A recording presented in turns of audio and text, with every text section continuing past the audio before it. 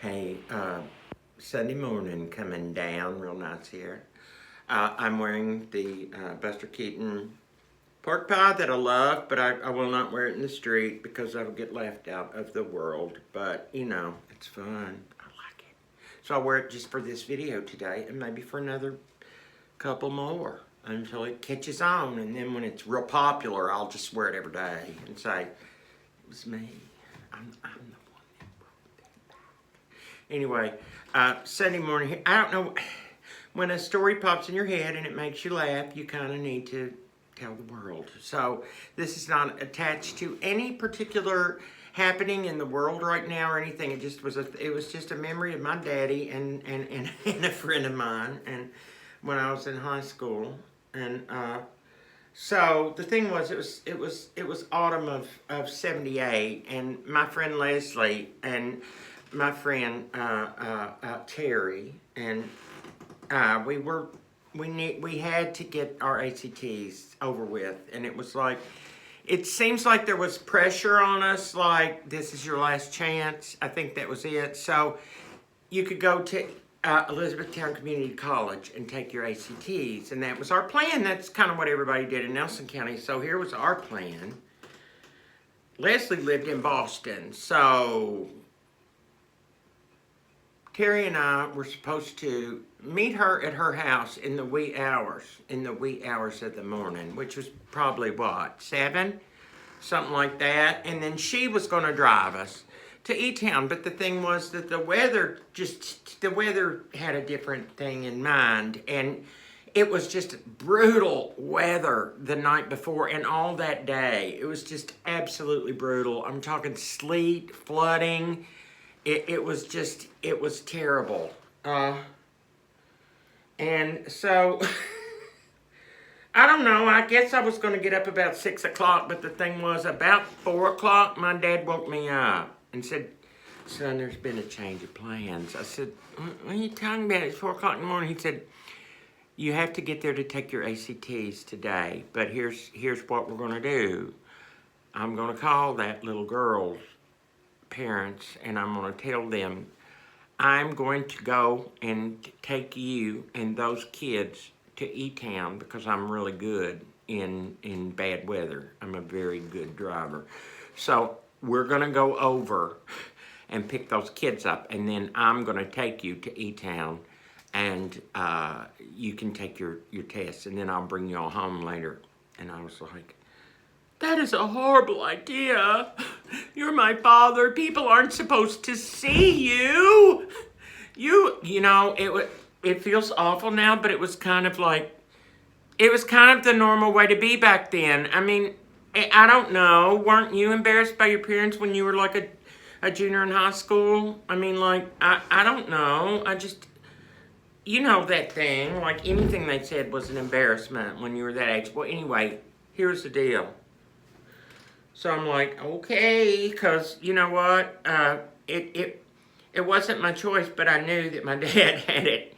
I knew he had it pinned down. He was like, you worry not. We're going to get y'all, we're going to get these A.C.T.s taken. So he comes out of his bedroom looking like he's going to business war, honey.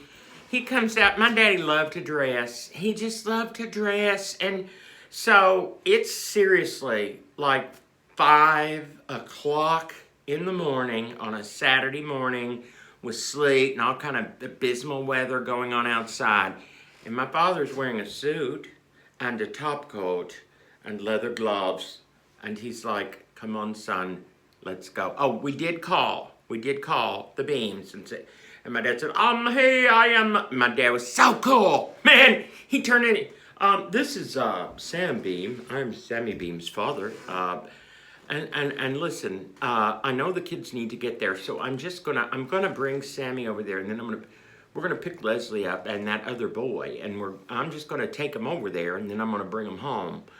And you know, I'm sure Leslie thought the same thing, like, this has just turned weird, so weird. But I'm sure she was the same way, and her parents were like, "Score, this is a good deal. An adult's going to be taking you on to your A.C.T.s. We feel better about it than y'all just trying to strike out or failing completely." and don't know when you'll be able to make these A.C.T.s up. So,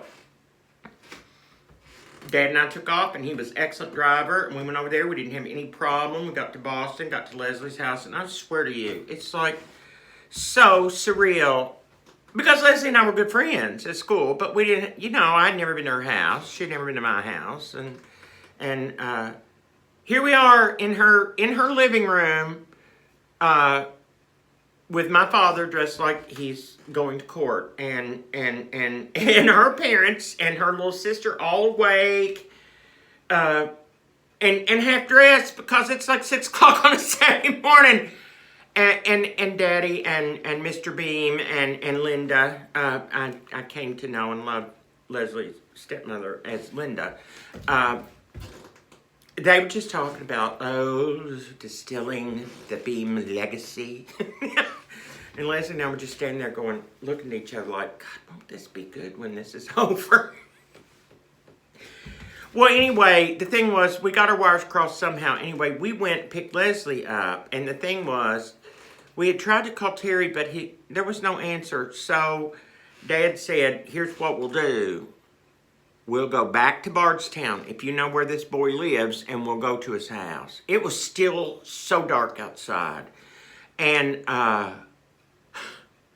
we pulled up to this house in suburbia there, this brick home. There were no lights on. And Dad said, now you kids go out. And and we went and we were like ringing the doorbell. Nobody came. And we were like, I guess Terry's found another way to get his A.C.T.s done. So we just took off and had a real pleasant and proper little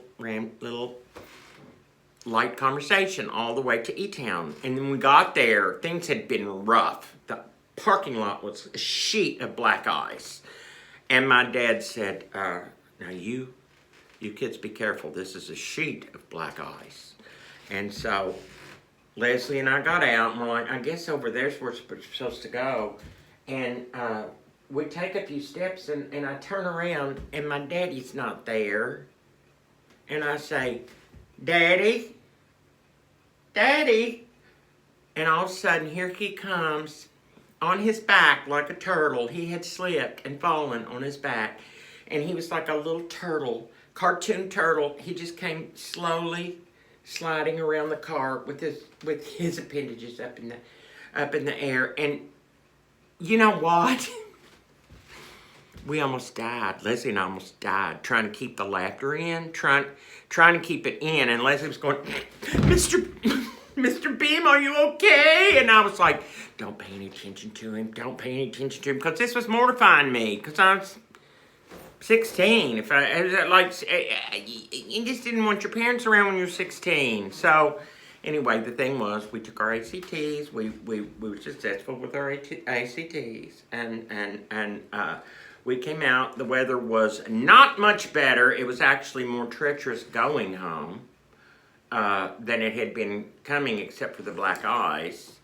And it was all over and everything. But so we dropped Leslie at her home and said bye, thank you. It was fun. And Daddy goes, you and that little girl, you thought that was really funny when I failed, didn't you? And I was like, yes, Daddy, I'm sorry, but it was. And he laughed because he said, yeah, it was. Anyway, so much for that. Anyway, it's just a sweet memory of my daddy and my friend back in the day when we were young. Okay, I'm going to let y'all go. That's just been a little nothing today, but that's all you get sometimes, just a little nothing. They're pretty good. There's no drama there, right? So don't hate me. Don't hate me for telling you what actually happened. Bye.